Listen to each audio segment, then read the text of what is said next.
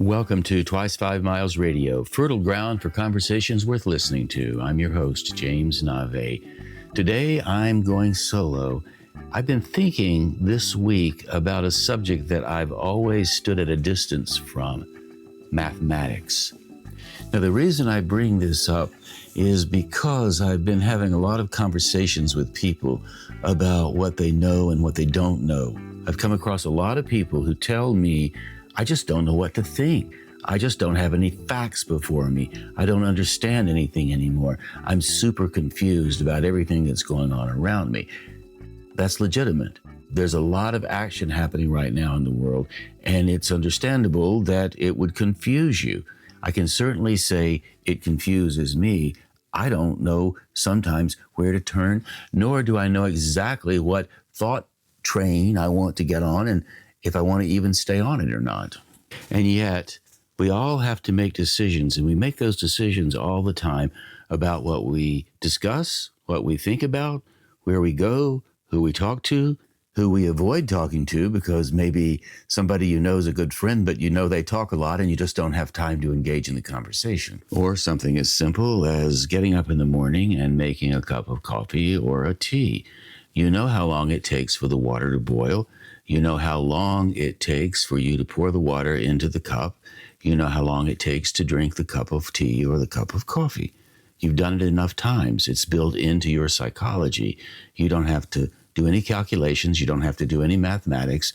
You know pretty much within 30 seconds of how long it'll take you to accomplish this task. Or here's something a little more complicated. I am recording this show at Lake Eden. I'm sitting at a desk looking out the window onto the spring that's emerging in the forest. Dogwood trees are in bloom, and some of the green leaves have emerged on some of the trees. Some of the trees are also still bare. I hear airplanes overhead. I heard a jet pass by. I knew it was a jet because I calculated the sound. I also could calculate the speed of the jet because I could hear the jet slowing down.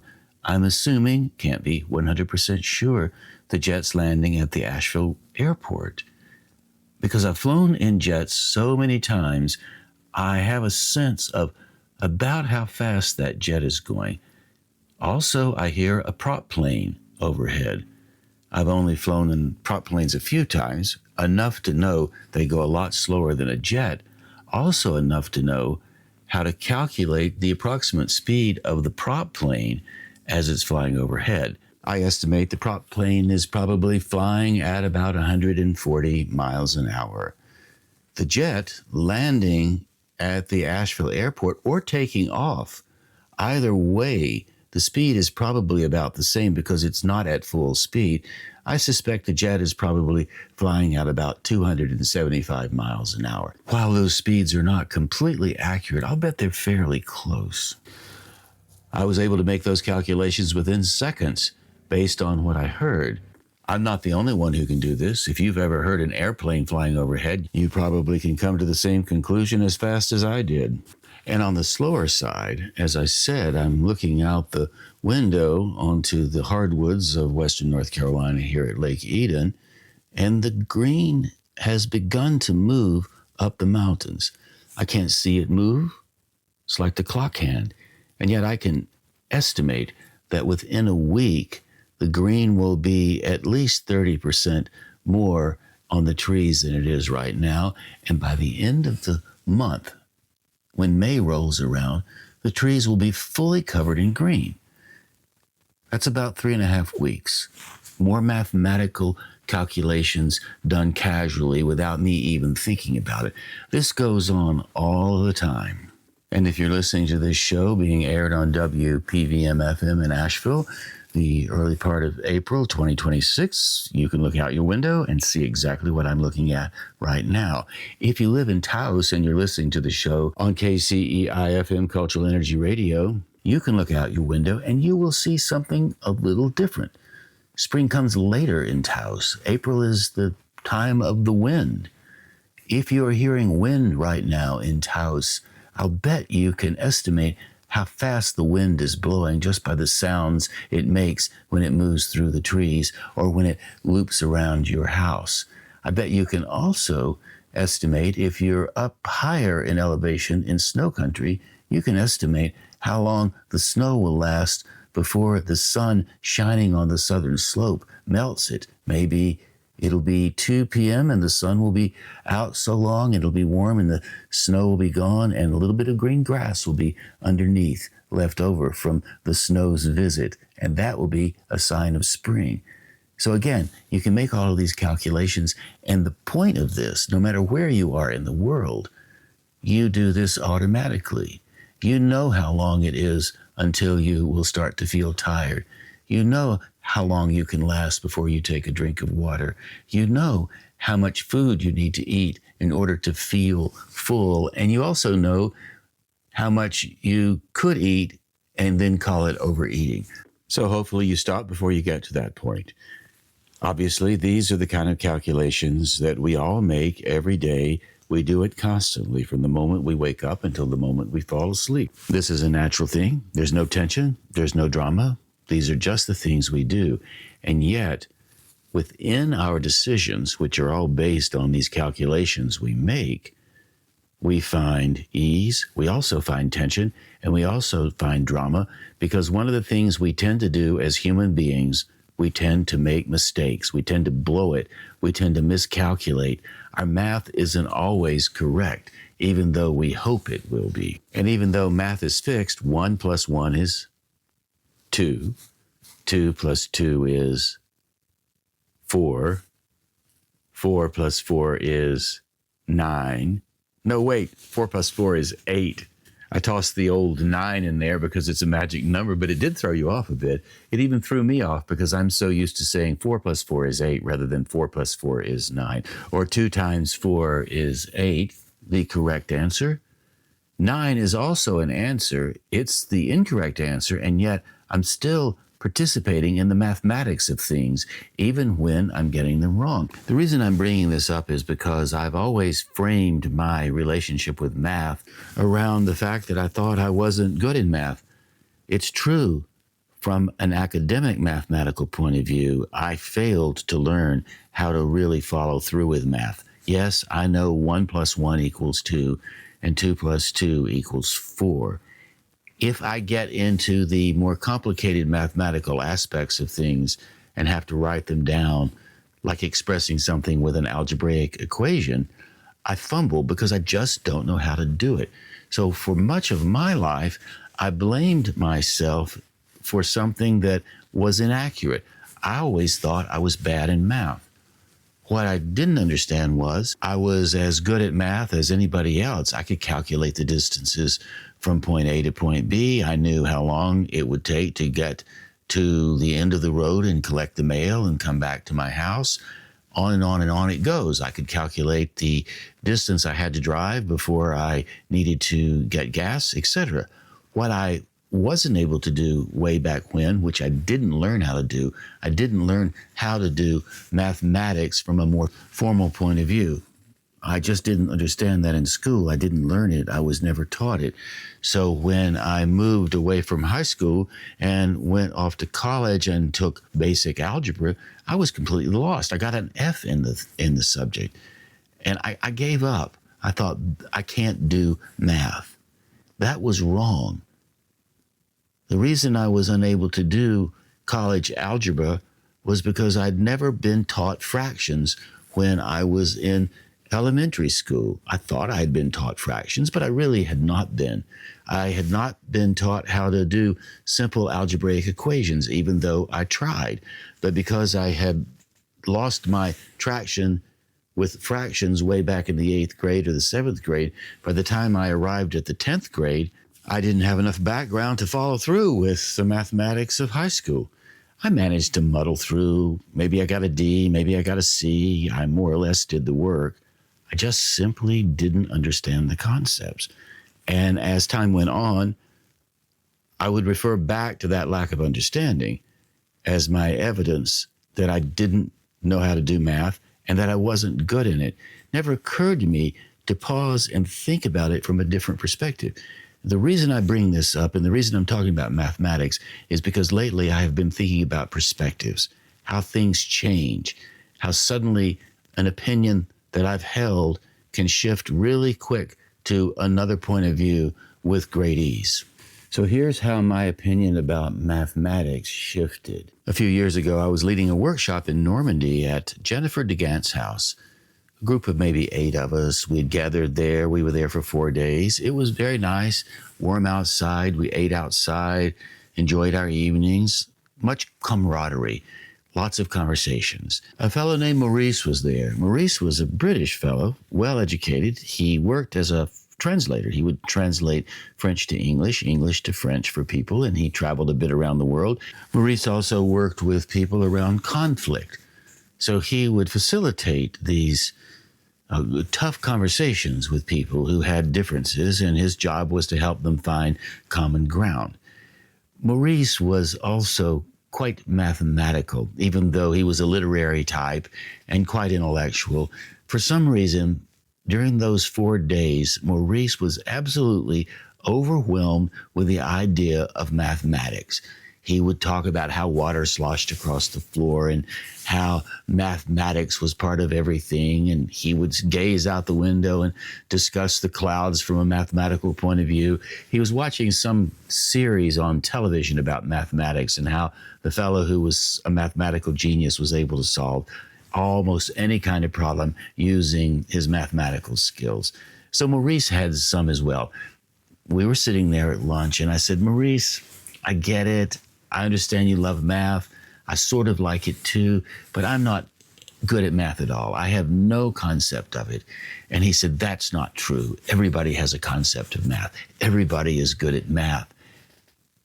I paused, just like I did just now, and thought, well, what in the world do you mean? I'm not good at math. I failed my math classes. I never figured it out. He said, there's the math in school, and then there's the math in life. He had my attention. He said, do you know how much money you have in your pocket right now? I said, well, I probably got 35 euro and some change. He said, do you know how far it is from this table to the car right there? I said, yeah, it's about 50 feet. He said, how long would it take you to get there? Oh, 5-10 seconds at the most, probably less. He said, do you know what time we're going to meet for our class this afternoon and how long it will be before the class starts? I said, yeah, we have 44 minutes before our class starts. I know that because I'm looking at my watch right now. He gave a few other examples, like how far is it from here back to Paris on the train? I said, oh, it would take me about 4 hours if I leave right now to catch the train, work my way back to Paris. So every question he asked me, I had an answer for, and every answer I gave him was a mathematical conclusion. And after a few of these, his point started to sink in. He said, there's nothing wrong with your ability in mathematics. There may be something wrong with your ability to write down what you just said, but there's absolutely nothing wrong with your calculations. You more or less have it right. And in that moment, that little example, which maybe took 10 minutes of Maurice's enthusiastic time, I went from thinking I am bad in math to thinking I am really good at street math, at life math, at day and night math, the kind of math that we all use every day. And after that, I started to notice everybody around me calculating all the time. That's when I realized it takes a lot of calculations to drive a car. It takes a lot of calculations to cook a meal. If you have a small hot water heater, it takes some calculations to know how long it will be before you run out of hot water when you take a shower. So within 15 minutes, Maurice changed my complete opinion of how I viewed the subject of mathematics. I have to say, even though he did change my opinion, I'm still not able to do math on the page, nor am I able to do the kind of math sometimes I need to do to make the right calculations in order to come to the right conclusions, which will then allow me to make productive decisions for my life. So even with all of this, I don't necessarily use my mathematical skills, the clinical approach, to come to emotional conclusions or make emotional decisions. Sometimes I just go with my gut. Sometimes I just go with what I feel. And often when I do that, it works out okay. I sometimes look back on it and think I could have calculated it more, but by and large, it works reasonably well over the long run, even though in the short term, it might not seem like a great choice. And yet we're all working with patterns, with ideas that we planted that grow, bits of seeds that don't seem like they amount to much, and yet upon reflection, they turn out to be quite beautiful, like wildflowers in a field. I suspect our intuitive decisions are based on the subconscious workings of our mathematical understandings, even though we don't feel them or see them at work. That moment of awareness, that moment of, I've got it, this is what I need to do, could well be part of an entire mathematical calculation that is operating in the collective consciousness, helping us all motivate and move ourselves through the decisions that we have to make every year. Coming back to the flowers in the field, think about the flowers for a minute. They've been growing wild in the fields for millions and millions of years. And when you look at a field of flowers, you see mathematical order, you see design. Yesterday, I was looking at a flowering bush in front of Mountain Stream here at Lake Eden, and butterflies were moving around the bush, and the order didn't seem particularly logical or mathematical, and yet I could see how the butterflies were missing each other. Same thing as the murmuration of blackbirds, or recently I did a show on driving in Manila, same kind of mathematical movement. Flowers growing in a field do not appear to be moving, and yet the field is moving through the season, and the flowers are doing what flowers always do. So if you take a closer look, say at the head of a sunflower, you'll see two sets of spirals whirling in opposite directions. The florets that make them up are not any random number. There are 21 going clockwise, 34 going counterclockwise, and they belong to a series of golden numbers called the Fibonacci sequence, after a 13th century Italian mathematician, in which each number is the sum of the two preceding numbers. 1 and 1 equals 2, 2 and 3 equals 5, 5 and 8 equals 13, 13 and 8 equals 21, 21 and 34 equals 55, and so on. So this is a sequence that's been there all along, and it turns again and again, season after season, over and over. If we are connected to this kind of mathematical operation that powers the entire universe, we've got a resource that is quite valuable. And what I mean by valuable is that we don't have to do a whole lot of training to access this indigenous skill, this indigenous sensibility that's been with us all along. And as we calculate our way through life, we use these mathematical calculations to create foundational thinking around what we believe. And then there are two kinds of beliefs. There are the beliefs that are based on the earthly awareness, the mathematical earthiness of it all. For example, I believe it takes 2 days of full hard driving to get from Asheville, North Carolina to Taos, New Mexico. The reason I believe that mathematically is because I have done it so many times, and guess what? The distance has never shortened. It's always remained the same. So I believe that because I have mathematical knowledge around that. I believe that a poem written with structure and form based on mathematical thinking can deliver insight about beliefs you can't prove, like what happens after death, or is reincarnation true, or is there a heaven somewhere or a hell? We could go on and on and on about beliefs that we have derived from our life experiences to try to explain the unexplained. A poem may not be able to get directly into the proof of something, but it can get into the sensibility of something. I've always liked the first stanza of Sunday Morning by Wallace Stevens. It goes like this: complacency of the peignoir and late coffee and oranges in a sunny chair and the green freedom of a cockatoo upon a rug mingle to dissipate the holy hush of ancient sacrifice. She dreams a little and feels the dark encroachment of that old catastrophe. As a calm darkens among the water lights, the pungent oranges and bright green wings seem things in some procession of the dead, winding across wide water without sound. The day is like wide water without sound, stilled for the passing of her dreaming feet over the seas to silent Palestine, dominion of the blood and sepulchre. I like the feeling of those lines that Wallace Stevens offers us. No, I don't really understand what he's saying completely. I don't feel I have to fully understand it, but I do feel something in it, something that suggests more than the grounded earthiness of my existence, something that hints at some spirituality, some divinity, something that is beyond me, into the mysteries of things, into those realms where belief has more dominion than the mathematical calculations of proof. And when you move into those realms, the realms of belief that do not have to be proven, there's a relief that happens.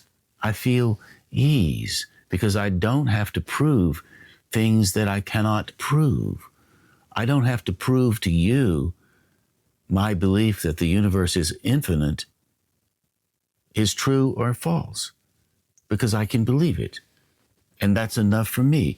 You don't have to prove to me any of your beliefs that can't be proven scientifically or mathematically. Fine, we can hold those beliefs. And when you think about it like that and stay grounded to the earthiness of things, I like to call it the earthiness of things. When you stay grounded to the earthiness of things, there's a relief there.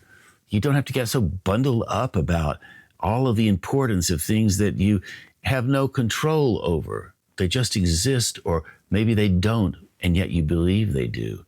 So then you come back to the mathematics of living, the mathematics of daily existence. And how does poetry speak to that?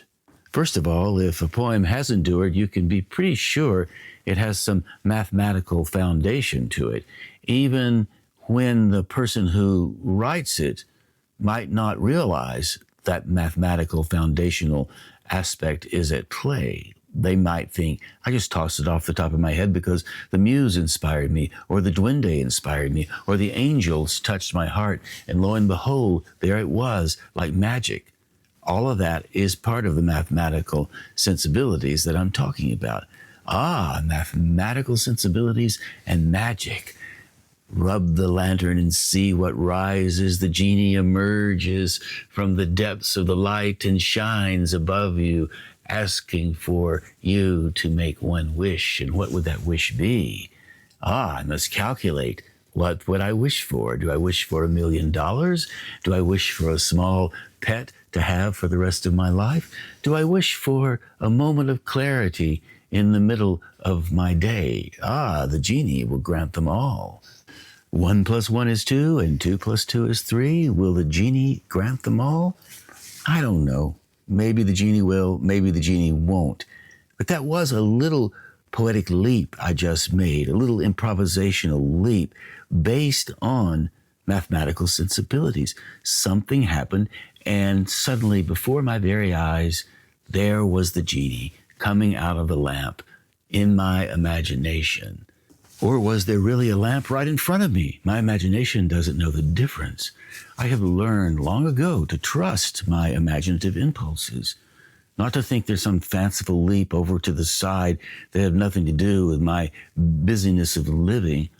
I'm trusting my imaginative impulses, my imaginative leaps, as the center of gravity that help me calculate the forms I need to embrace throughout my day, especially when I'm feeling a little down and not quite sure what to do. A poetic leap or two, like I just did with the genie coming out of the lamp, actually might get you a wish. The wish being, a little levity, please, genie. Just a little levity, because I'm a tad on the fuzzy side at the moment. So leaning into that notion of the imagination being the lamp that you can rub that will always produce the genie has great merit, because underneath all of that, you have the functioning of your body, your instrument, the heartbeat. Your heart beats regularly, mathematically, and it beats until you die. And you can calculate year by year how many times your heart will beat, whether you count it or not. Now, my friends, if that is not a mathematical calculation, a mathematical variable, a mathematical flow, I don't know what is. So we're back to the wildflowers in the field and the Fibonacci sequence. The wildflowers are delightful. The butterflies are delightful. And when you let your imagination do what mine just did, and hopefully will do again a little bit later, there's a delight that happens. And that delight creates a chemical response in your system that gives you insight, awareness, sensibilities, design propositions, ideas that you could not generate any other place. We can take great comfort in that, don't you think? And there are so many things in this world that just sometimes don't seem to fit, at least the way I view things. I have to say now, on a political note, I am none too happy with the politics, and I'm beginning to think that a lot of the decision makers there don't see themselves as primary leaders, but spare leaders, trying to find a place to fit. And in the struggle to find a place to fit, they're imposing their will on millions and millions of people all over the world. And they're doing it because they have a narrow mathematical view of the world. Now, you may agree with all of the political things that are going on in Washington right now. I don't know. I can tell you, when I look at those things and see how they ripple out into the world, the mathematical calculations they seem to be making are based on some variables that I do not understand. But lately I have been thinking that they're driven by a sense of spareness. They're looking for something that will automatically endow them with a grandeur that for some reason they don't have. There's a misplacement that is happening there.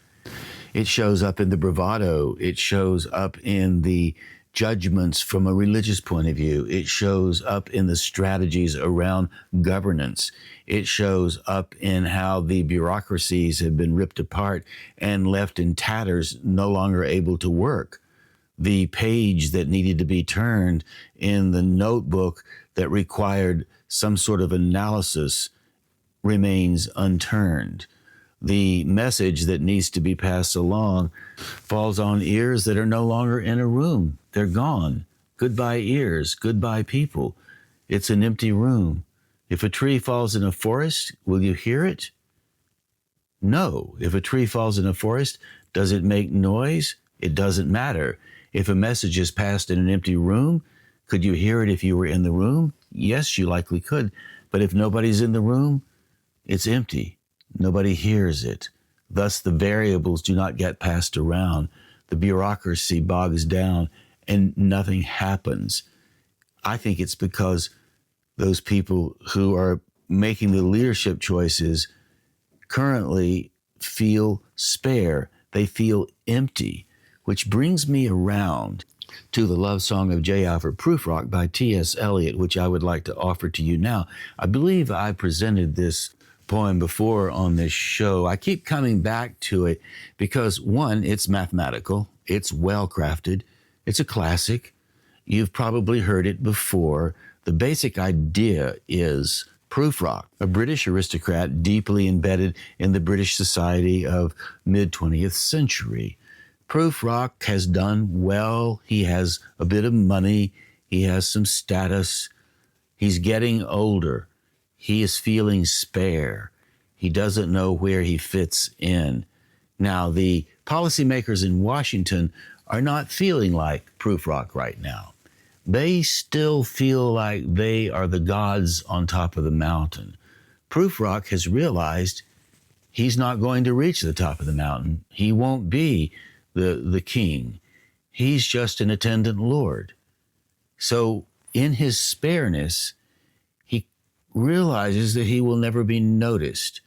I don't know if the policymakers in Washington and other parts of the world as well feel this way, but I often think of Prufrock and his dilemma and how he struggles to be noticed, and yet he's not noticed. So in this poem, you will get the mathematical form that T.S. Eliot put together. You will get a man struggling for identity. We're all struggling for identity, and that may be the case with the policymakers in Washington right now. They're struggling for an identity that they may or may not have. They would like to impose that identity which they're struggling for or would like to adopt. They would like to impose it on all of us. It's an encroachment, if you will. So is math involved here? 1 + 1 = 2? Prufrock wishes 1 + 1 = 2 for him, but maybe Prufrock has realized that in his case, the choices that he has made based on his mathematical calculations around identity might be more like 4 + 4 = 9. So here's the love song of J. Alfred Prufrock, just to give you a sense of what I don't want to ever have happen to me, and I don't want it to happen to anybody else. So here we go, the love song of J. Alfred Prufrock, full of all its mathematical calculations. Let us go then, you and I, when the evening is spread out against the sky like a patient etherized upon a table. Let us go through certain half-deserted streets, the muttering retreats of restless nights in one-night cheap hotels, and sawdust restaurants with oyster shells. Streets that follow like a tedious argument of insidious intent that lead you to an overwhelming question. Do not ask, what is it? Let us go. We'll make our visit. In the room, the women come and go, talking of Michelangelo. The yellow fog that rubs its back upon the window panes. The yellow smoke that rubs its muzzle on the window panes. Licked its tongue into the corners of the evening, lingered upon the pools that stand in drains, let fall upon its back the soot that falls from chimneys, slipped by the terrace, made a sudden leap, and seeing that it was a soft October night, curled once about the house and fell asleep. And indeed, there will be time for the yellow smoke that slides along the street, rubbing its back upon the window panes. There will be time. There will be time to prepare a face to meet the faces that you meet. There will be time to murder and create, and time for all the works and days of hands that lift and drop a question on your plate. Time for you, and time for me, and time yet for 100 indecisions, and 100 visions, and revisions before the taking of a toast and tea. In the room, the women come and go, talking of Michelangelo. And indeed, there will be time to wonder, do I dare? And do I dare? Time to turn back and descend the stair with a bald spot in the middle of my hair. They will say, how his hair is growing thin. My morning coat, my collar mounting firmly to the chin, my necktie rich and modest, but asserted by a simple pin. They will say, but how his arms and legs are thin. Do I dare disturb the universe? In a minute there is time for decisions and revisions, which a minute will reverse. For I have known them all already, known them all. Have known the evenings, mornings, afternoons. I have measured out my life with coffee spoons. I know the voices dying, with a dying fall beneath the music from a farther room, so how should I presume? And I have known the eyes already, known them all, the eyes that fix you in a formulated phrase. And when I am formulated and sprawling on a pen, when I am pinned and wriggling on the wall, then how should I begin to spit out all the butt ends of my days and ways? And how should I presume? And I have known the arms already, known them all. Arms that are braceleted and white and bare, but in lamplight, down with light brown hair. Is it perfume from a dress that makes me so digress? Arms that lie along a table or wrap about a shawl. And should I then presume? And how should I begin? Shall I say, I have gone at dusk through narrow streets and watched the smoke that rises from the pipes of lonely men in shirt sleeves leaning out of windows? I should have been a pair of ragged claws scuttling across the floor of silent seas. And the afternoon, the evening, sleeps so peacefully, smoothed by long fingers, asleep, tired, or it malingers, stretched on the floor here beside you and me. Should I, after tea and cakes and ices, have the strength to force the moment to its crisis? But though I have wept and fasted, wept and prayed, though I have seen my head, grown slightly bald, brought in on a platter, I am no prophet, and here is no great matter. I have seen the moment of my greatness flicker, and I have seen the eternal footman hold my coat and snicker, and in short, I was afraid. And would it have been worth it after all? After the cups, the marmalade, the tea, among the porcelain, among some talk of you and me? Would it have been worthwhile to have bitten off the matter with a smile, to have squeezed the universe into a ball, to roll it toward some overwhelming question, to say, I'm Lazarus, come from the dead, come back to tell you all, I shall tell you all? Would it have been worthwhile if one settling a pillow by her head should say, that is not what I meant at all. That is not it at all. And would it have been worth it after all? Would it have been worthwhile after the sunsets and the dooryards and the sprinkled streets, after the novels, after the teacups, after the skirts that trail along the floor, and this and so much more? It is impossible to say just what I mean. But as if a magic lantern threw the nerves in patterns on a screen, would it have been worthwhile if one settling a pillow or throwing off a shawl and turning toward the window should say, that is not it at all, that is not what I meant at all? No, I am not Prince Hamlet, nor was meant to be. Am an attendant lord, one that will do to swell a progress, start a scene or two. Advise the prince? No doubt an easy tool. Deferential, glad to be of use, politic, cautious, and meticulous, full of high sentence, but a bit obtuse. At times, indeed, almost ridiculous, almost, at times, the fool. I grow old. I grow old. I shall wear the bottoms of my trousers rolled. Shall I part my hair behind? Do I dare eat a peach? I shall wear white flannel trousers and walk upon the beach. I have heard the mermaids singing each to each. I do not think they'll sing to me. I have seen them riding seaward on the waves, combing the white hair of the waves blown back, when the wind blows the water white and black. We have lingered in the chambers of the sea, by sea-girls wreathed with seaweed, red and brown, till human voices wake us, and we drown.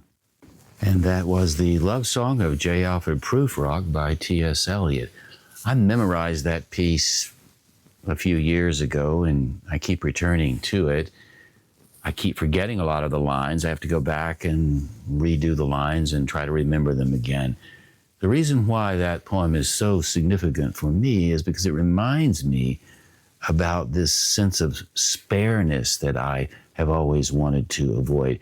I've talked about this before on this show, and I think I'll probably talk about it more as time goes on.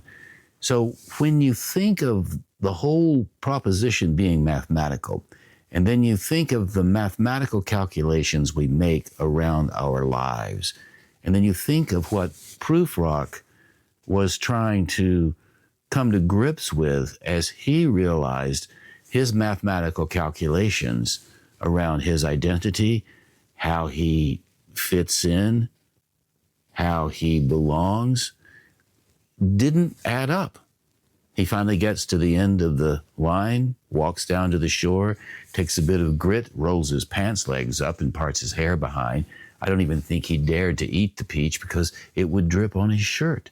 It would be messy, wouldn't be something proper to do. He gets to the beach and he says, the mermaids won't sing to me. I love that idea of hoping that the mermaids out there somewhere will sing to you.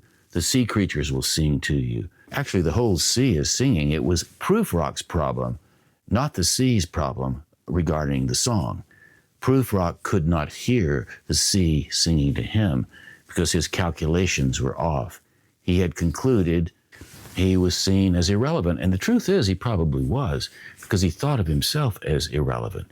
So if everything is mathematical, and Maurice is right, we intuitively know to calculate, and we may actually know how to create calculations in our lives that will add up to meaningful, productive, satisfying experiences, eventually adding up to meaningful, productive, and satisfying lives. That said, it requires a great deal of practice in order to be able to achieve that. So there you have Prufrock standing on the shore, looking out to the sea, thinking he's drowning in the human voices that are surrounding him, never once really giving a thought to the idea that he doesn't have to drown, that he could swim to the surface and everything would be fine. But for Prufrock, the calculations did not add up. And my conclusion here is that we don't actually have to mathematically add everything up. What I believe is important, and the poets know this because when they write things, they understand the adding up comes from many different sources, not just one. And you don't always get it right in the moment. If you keep working, you will get it right. So that's why writers, poets, creative people play their music, play their banjos, play their guitars, blow their harmonicas. I'm on the music now. I can hear all the symphonies playing. And Prufrock couldn't hear that. He thought he was a bee stuck on a pin wriggling on the wall, rather than a human being that could unstick himself with no trouble at all. So with the little time we have left, I would like to continue on with this exploration of mathematical calculations and the math of life by offering you some improvisational work that will demonstrate how form can emerge from spontaneity. Allegra Houston, my creative collaborator, and I just finished writing a little book titled Creative Writing. Guess what the subject is? Creative Writing, the Imaginative Storm Method. Now, Prufrock would not be inclined to let his imagination storm all that much because he would think he would get into trouble. What actually happens is when you disallow your imagination its storming inclinations, you actually end up getting into more trouble. The Imaginative Storm book that we wrote has a number of photographs in it. These photographs are the photographs that we show every Saturday on our calls.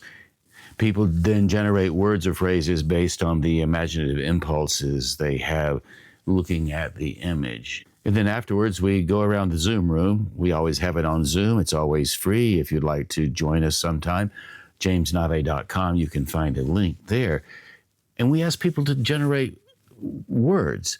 So what I'd like to do now is to give you an example of how, instead of writing the words, you can let the imagination swirl and create something out of what appears to be nothing. It's really form. Imaginative form comes out of this. So I'm going to do some improvisational jumping around here. The image I'm looking at is the image of a young girl, probably sometime in the 50s.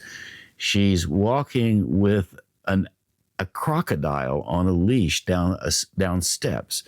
It's an interesting image. I think it was an advertising image back in the 50s. And so the words and phrases that I'm going to work with, I'll read them to you, and then I'll do a little improvisation around them just to give you a sense of how it works. And when you read words or phrases, no matter how arbitrarily chosen, each one will work as a prompt. Also, each one will take you somewhere without any trouble at all. And you can put them together and come up with a little narrative. So here it goes. This is the list. I asked for a dog, rich people's kids, cartel territory, off to the bakery, exotic pet sitting, snouts up, you're not the boss, white communion dress, happiest girl in town, dealing with abstract reality, no wonder she's confident. What makes an evil grin? Eat rich, bring your own dessert day, illusion of control, don't worry, Mon, I'll be safe, roped and tied, I think she'd rather have a dog, better than one jump rope, and why not? Fierce companion, reptilian brain leads the way, fearless, fingerless, down the steps of brownstone that's not real, betwixt dealing with abstract reality. I'm into it. Say hello to the mailman. Accessorize, a door wide open. Now, as you can tell, as I'm reading the list, I'm having a bit of fun coming up with all kinds of ideas. My imagination is churning out imagery as I read that list. This is the mathematical aspect of your imagination at work. You don't have to control it. You don't have to write it down. You don't have to go back to high school and take Algebra 101 all over again. Your imagination does it all on its own. So now what I'd like to do is zip around on this list and make up some sort of improvisational something. I have no idea what it is. And before I do that, I want to drop an idea here, something for you. You've heard people say, there's nothing original in the world. Everything has been done. Nothing original in the world. Don't bother with your creativity. Don't bother with your mathematical calculations. Don't just be spare like Prufrock. There's nothing original in the world. Now, Prufrock fell for that. But guess what? Everything that you do is original because nobody else has ever done it. You're the only one who's ever done it. You did it. It's original. It's never been done before. Many subjects have been addressed, and people address them from different angles. But every time you do something, it's brand new and original. So here's my improvisation of the list. I was roped and tied under the rich people's kids' cartel territory, and why not? When the fierce companion remembers that it's not real betwixt and between the dealing of abstract reality, I am into what you bring on the day of the illusion when accessorized and controlled the door is wide open without anything to worry. I will be safe. I've asked for a dog, and I will carry myself into the why not fierce companionship of tomorrow.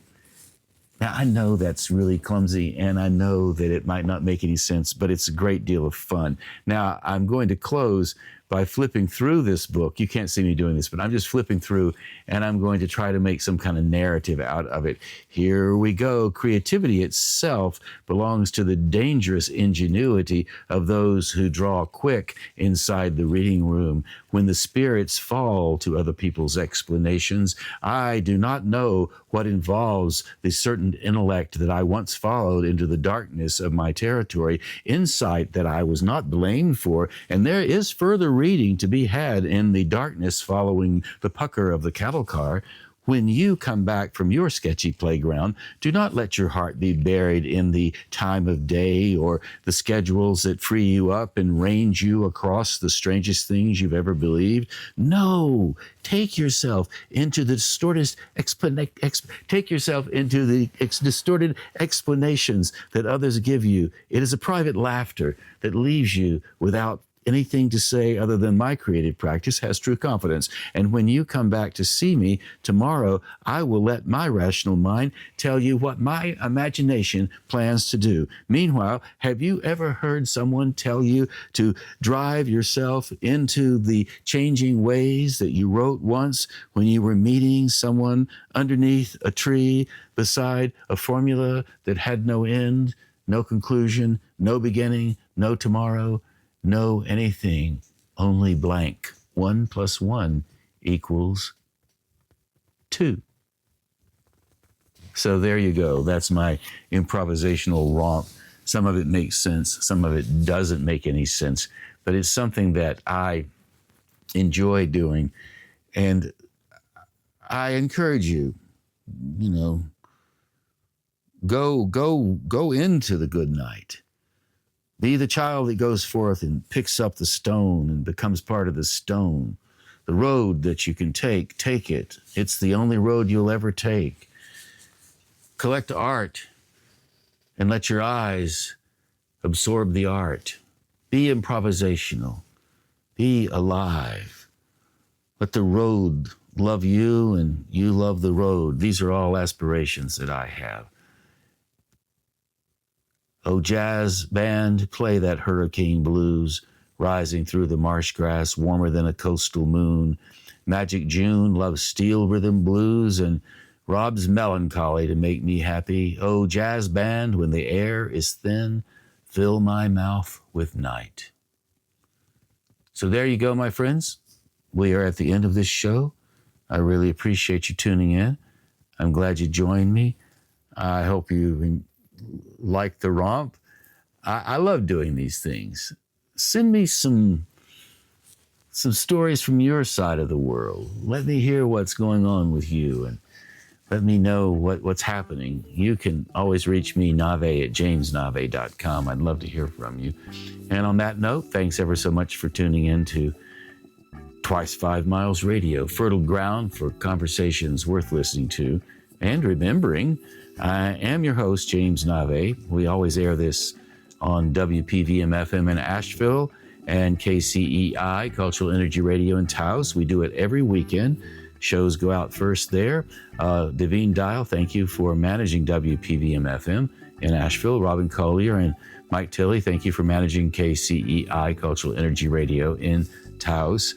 If you would ever like to join me for the Imaginative Storm Writing Gathering, which is a circle of people, or actually it's on Zoom, so it's a square, would love to have you.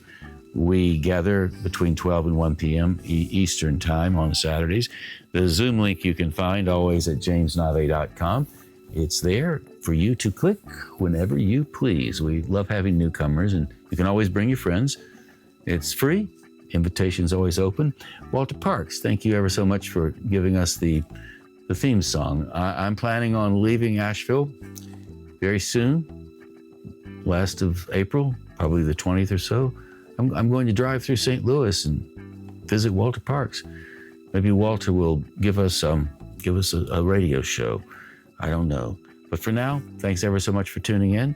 I'll catch you on that turnaround somewhere down the line, and we will go out with a good song from my friend Big John Scherer. I always love his voice, and I think you will too. So here he is, taking us home.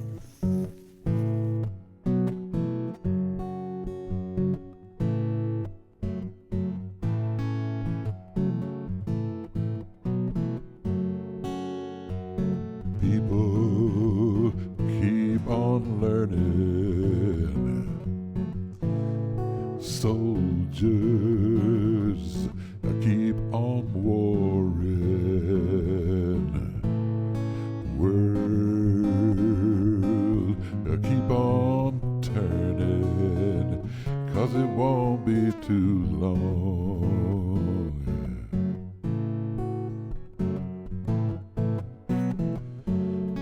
Power keep on lying, while your people keep on dying. World keep on churning, 'cause 'cause it won't be too long.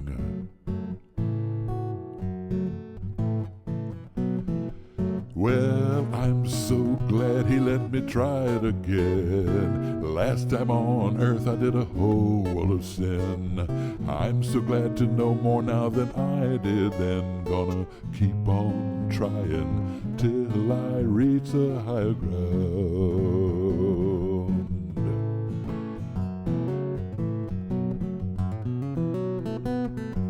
Teachers, keep on teaching. Oh, preachers, keep on preaching. World, keep on turning, 'cause it won't be too long.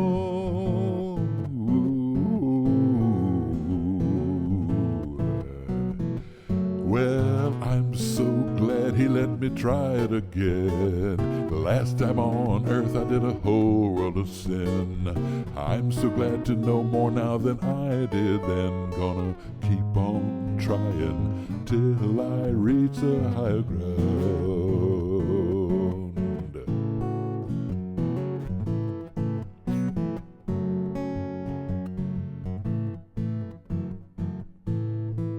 Till I reach the higher ground. Oh, reach the higher ground. Come with me to the higher ground. Ooh.